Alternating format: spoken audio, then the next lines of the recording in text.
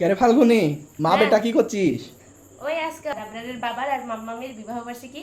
তাই আমরা এটা কেক কাটতেছি আমরা মা বেটা মিলে। এতটুকু কেক? হয় রে। আর দেখেন হচ্ছে কেকের সাইজ দেখেন। আমরা মা বেটা না, এটাই আমাদের জন্য যথেষ্ট। কেকের সাইজ দেখেন। আবরার আবরার আবরার আর আমি হচ্ছে কাটতেছি।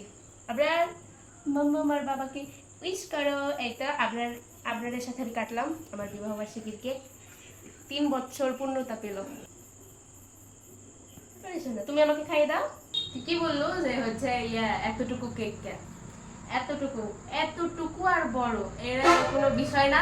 কেক তো কেকই, মা বেটা মিলে কাটতেছে, এটাই সব থেকে আনন্দের বিষয়। আসলে আপনাদের বাবার এই বাসাতে তো আমরা দুজন মিলে কাটতেছি। আর আজকে আমরা কোনো কিছুই করিনি। অন্য অন্য দিন এই জায়গাতে যাই, ওই জায়গাতে বেড়াই, হ্যান ত্যান, কিন্তু বিবাহ বার্ষিকী উপলক্ষে কোনো কিছুই করিনি। জাস্ট বাসাতে যেভাবে থাকি সেই রকম ভাবেই। আপনাদের একটা ছোট্ট কেক ছিল, ভাবলাম মা বেটা মিলে দুজন কাটি, তাই কাটলাম আর কি। সবাই আমাদের জন্য দোয়া করবেন যেন আমরা সারা জীবন এইভাবে হাসি খুশি ভাবে থাকতে পারি। আর আমরা দুইজন মা বেটা মিলে এই ছোট কেকটা কাটলাম, অনেক শান্তি লাগলো আর অনেক আনন্দ। মানে এই ছোট্ট কেকের মধ্যে এত এত আনন্দ রূপে আসলো, কি আর বলবো। না আবরার, তুমি একটু মামাকে খাই দাও, আমাকে দাও। না বাবা, এবার তুমি খাও। মুয়া।